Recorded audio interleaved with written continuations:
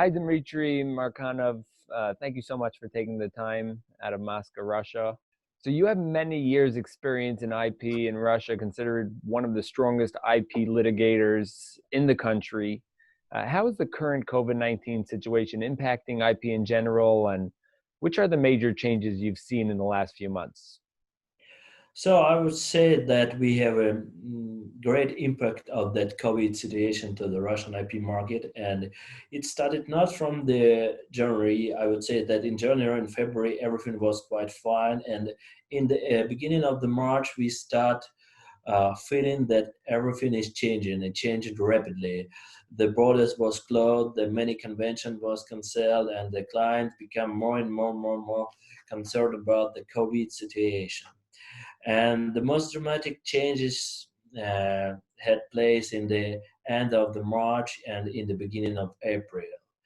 For example, the Russian PTO was um, transferred to the online work totally. You cannot file an application personally. So, but the more changes we have in the litigation, because all the courts was closed for the IP cases. They do conduct cases concerning the criminal law, but not the IP cases.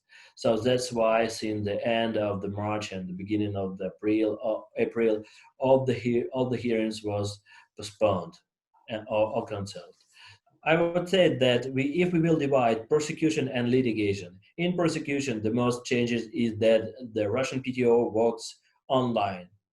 And if you were ready for that at the company, it is not a big problem. You can file an application online. In litigation, the changes are more dramatic because all the courts closed for months and a half, and they opened just a week ago, and now we have hearings almost every day because for last months they was postponed, and now we have to go there every day. And the only court which has an online participation possibility, is a Russian IP court. Russia was, from what I understood, was very quick to close the borders and protect their citizens. Are they back to normal now? No, I would say that we were the one of the first who closed the borders and so on. And in January, February, and March, we had a very good situation with the COVID-19. We have a minimum cases with the COVID, but now we are the second after the United States. And then now we have a terrible situation concerning the COVID. So we still have a self-isolation regime. We don't have a quarantine. We don't have a total lockdown, but we cannot go to an office. We cannot go to Russian PTO. We cannot go to the courts. So all the companies works remotely from their houses of their employees. And who has advantages now? The companies who had a system of remote work. For example, we at Patentus, we established it 14 years ago. So our offline system is very old. That's why we were ready for such a crisis. And more than these, when we felt that the situation is not very good in Russia, that the quantity of the cases increasing rapidly each day, more and more people got influenced by that, we decided to switch our company to remote regime of work. So even before the lockdown was established, we sent all our team to their houses, because normally it does not even affect their work. They do the same from office or from their houses. It doesn't matter. We have an online possibilities to file an application online, even now to participate in hearings in IP court, also online. Did you find that this may give you an edge, like a mid-sized law firm over some of you guys are already prepared for being more technologically advanced. Some of the larger firms may be a little bit more paper focused, a little bit more antiquated. Do you feel like this is going to give some smaller law firms an edge, and things may be shifting in the industry? I would say like that, not the smallest companies, because small companies, they also don't have an opportunities to establish the online system.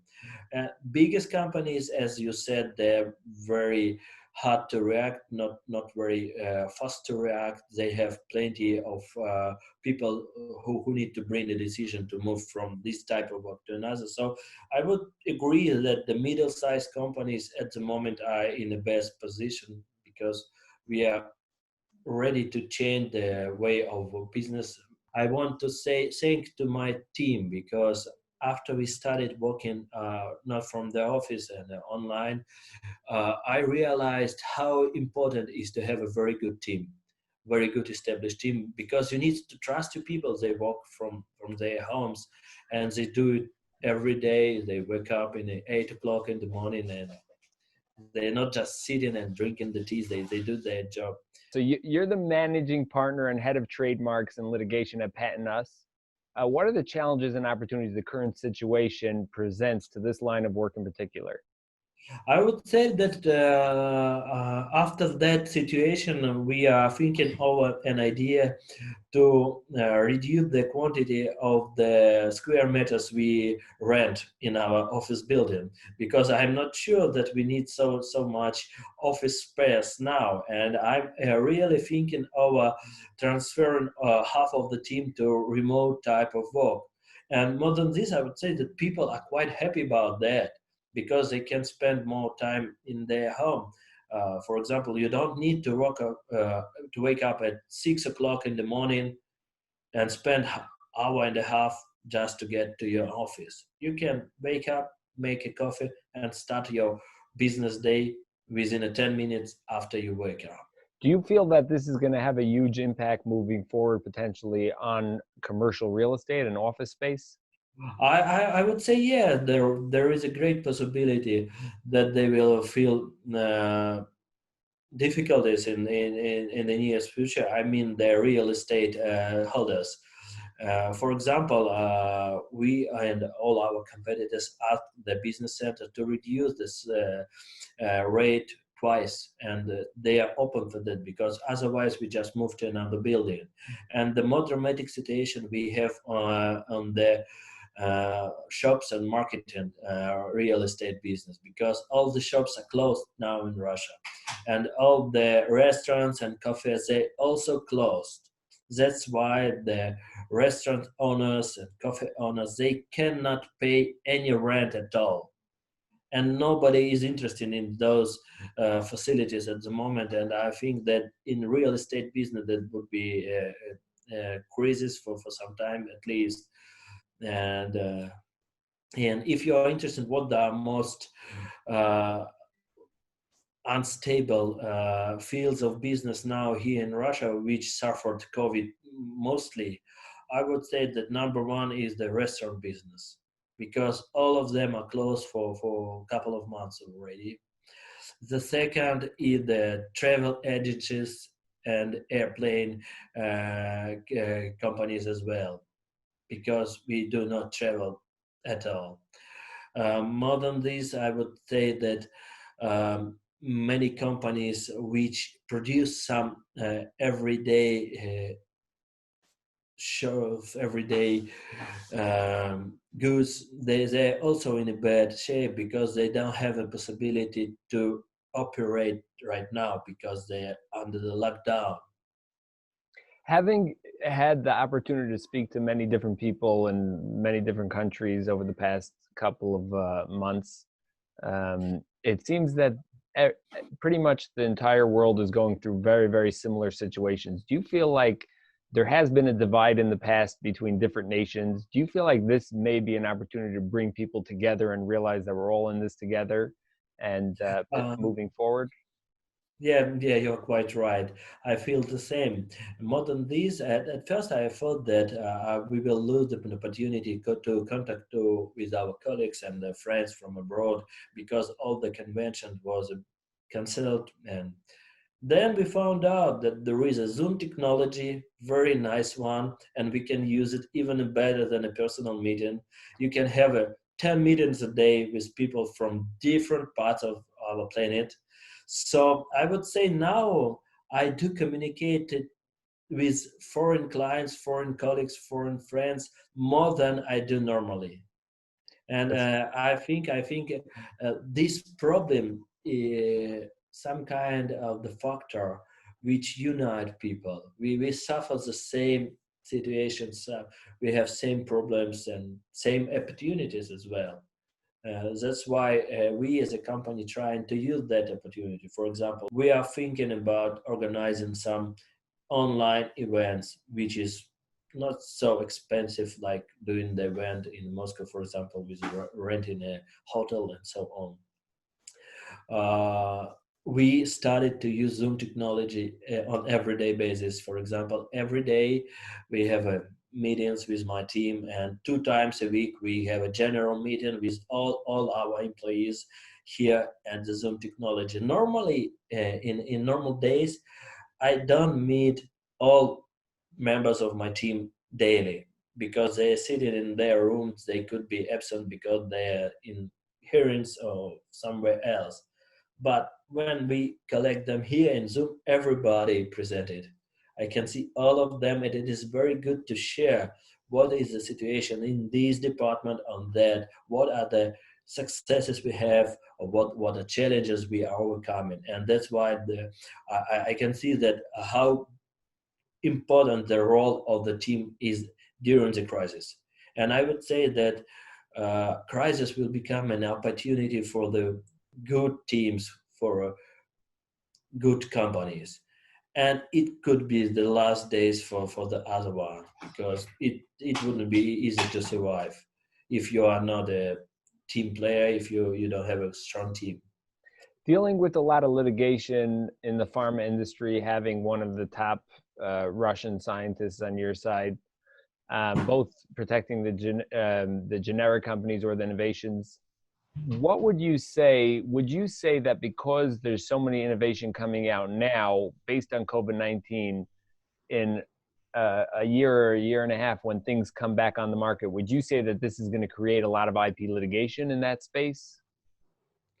I'm not quite sure. I think that the situation with COVID will solve within next couple of months, and we will just next years will remember about it. But I don't think that it will cause a great quantity of the litigation because of that. I would say that there is a more dramatic problem with counterfeiting at the moment, because all the public bodies are working not effectively now, and they pay less attention than normally to anti-counterfeiting activities. For example, for last 2 months, we received only 2 or 3 letters from the custom bodies in Russia concerning the anti-counterfeiting activities. Normally, we receive 2 or 3 a day. So what does it mean? It means that they don't work. They don't pay enough attention to counterfeiting goods at the moment. And I do understand them. They don't have time for this. They don't have facilities. They focused on absolutely another matters at the moment. So there may be people around the world that may not know much about Russia and the market there and the patent rights. Can you give us a little rundown about what you think may be successful in Russia moving forward, and what you may be able to do for various companies? Well, I would say that Russia is almost similar in an aspect of IP legislation as all the European countries. We have some differences from United States citizens, but still we are the participants of the same conventions. We have the Madrid system, we have the PCT system as well. And from year to year, I would say that the level of the police bodies, of the custom bodies, of IP court and the Russian PTO increase and increase and become better and better. And I would like to ensure you, if you are a trademark owner or patent owner, you should not hesitate whether to protect it in Russia or not. Could it be effective or not? Yes, it could be. You should do it here as well as everywhere else. And you can receive a decision in your favor. You can get a compensation. You can get compensation of all the damages could be. So I would say at the moment Russia is quite comfortable and quite advanced in an IP field. So that's Would you, why do not hesitate. And what is the advantage you have here? The pricing policy. And normally Russian companies are much more pricing friendly than the United States or UK or even European one. Because for many years we used to work with Russian clients who are not ready to pay a lot for legal advices and for legal cases. That's why you can spend 5 or 10 times less than in the United States and effectively protect your patent. right. And is the economy being affected? Like, would there be a big market during this time? And is there So specific technology that would be more beneficial than others? I would say that Russia is a good market for any foreign company who producing the goods have some technologies because of both. Russia is not the same country as China, for example. China is the biggest manufacturer of everything, and it export, not even import nothing. They export everything. Russia export only oil and gas. We produce not much different goods. We do not produce technologies at the moment. That's why we import all the technologies, we import all the goods. That's why the Russia is a big market for any foreign company. And it is not very highly competitive because, for example, in China, in Europe, the market is full. You have a great competition there. Many different manufacturers compete for the people, for the consumers. Here in Russia, we don't have plenty of local competitors. Being in the IP space for many years, 17 plus years, managing a team, being a rising star, IP 1000, IP stars, many different medals over the years. What if you had 30 seconds or less, what would you tell the world, people around the world in the patent space that rely on different innovation and are very closely connected? How should they expect the IP world being shaped in the future? I would say that I'm almost confident that more and more online events will take place. More and more online opportunities we will have to promote our business to find the partners. And we should devote as much time to this particular marketing uh, facilities as we can. Yes, there still be an INTA and APPI, but there would be a plenty of channels or online webinars, which is very comfortable and price effective. That is my opinion about the promotion of your services abroad and inside the country. Second, I would say that more and more companies will switch to remote type of working because it is easier and it is more price and effective when you don't need to put all your team in your office. They don't need to spend time to travel from the home to the offices. It could be in hours in Moscow, for example. That's why I think that is the second great change we expect. And the third one, I think that the many companies, especially old companies, who for many years were in a very good shape, didn't feel a lack of clients. Now they do have it. They do have problems, and it will affects all the market.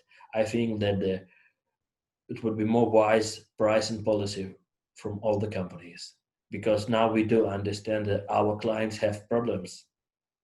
We need to support them. We need to help them. We need to reduce the prices. We need to be more flexible. We need, for example, to leave the hourly rates and work for flat rates. And I think that it will happen too.